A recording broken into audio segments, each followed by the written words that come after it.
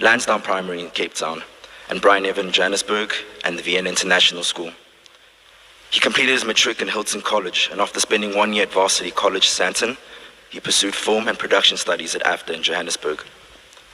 In adult life, Ricardo publicly shared the paradoxes of the nomadic life that he experienced.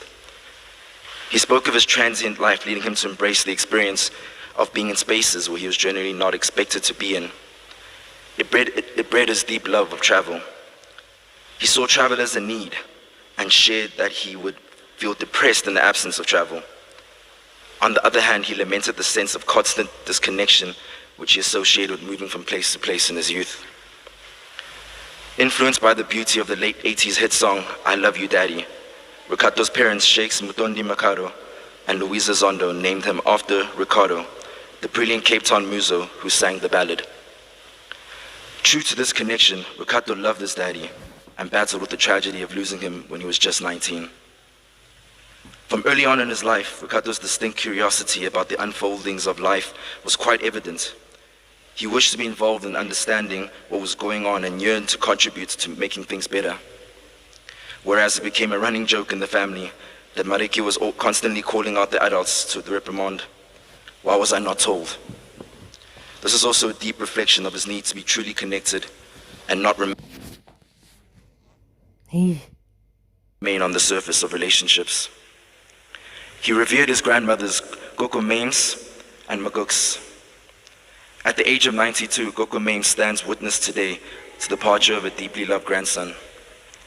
His grandmothers were at the center of raising him, and his love for family and heritage has direct connection to the exposure he got to their soulfulness, wisdom, unconditional love, dedication to family and community, as well as their hard-working ways. While at AFDA, Ricardo reported his interest in pursuing a music career, whereas it was far from clear to his mother how this would pan out. His mother encouraged and supported him with the necessary tools. He went on to become a multi-award winning artist. He was later acknowledged the gift his mother gave to her children by freeing them to pursue any career they wished to pursue. The only condition was that their career choices must enable them to confirm that labor is love and work is joy. In many of his lyrics, Ricardo refers to his mama as he brings to light some of her guidance and sensibilities. Archives tell not only the story of Ricardo's elaborate success as a music, fashion, and entertainment icon, but they also tell the story of his vulnerability.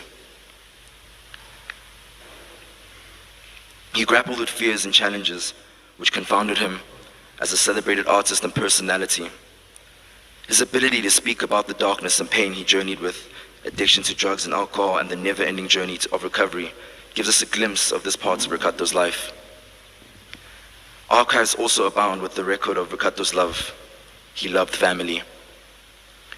Although his life was deeply impacted by his parents' divorce and the related breakdown of family life, Ricardo remained open to love and was able to embrace Kumi Naidu as a father and Naomi Naidu as a baby sister. He fell in love with his in-laws and had a unique and special bond with Morgan Pillay and Valerie Naidu, his mother-in-law.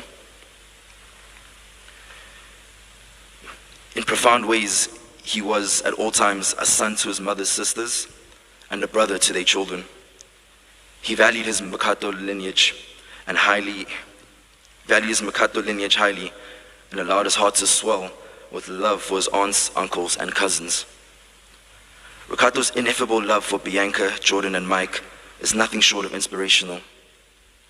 Anyone who spent time with them was deeply touched by the unconditional love they shared for each other. Ricardo was addicted to loving people.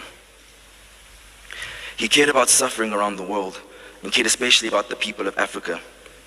In the Christmas of 2008, at the age of 21, he joined an underground mission to Zimbabwe with Kumi and produced a documentary, Time to Act, Appeal from the People from Zimbabwe, which helped to mobilize solidarity across the continent for the people of Zimbabwe. It is no surprise, therefore, that he repeatedly appealed for love. Closer to his last days on earth, the appeal was more impassioned and frequent. He asked us to love one another. He asked us to take care and support our young. He implored us to jettison all hatred, abuse, and corruption. May we live to honor this call. Rakato will be sorely missed by his family, friends, the music and entertainment industry, and many who were touched by his life and legacy. He is survived by his beloved wife Bianca, his children Jordan and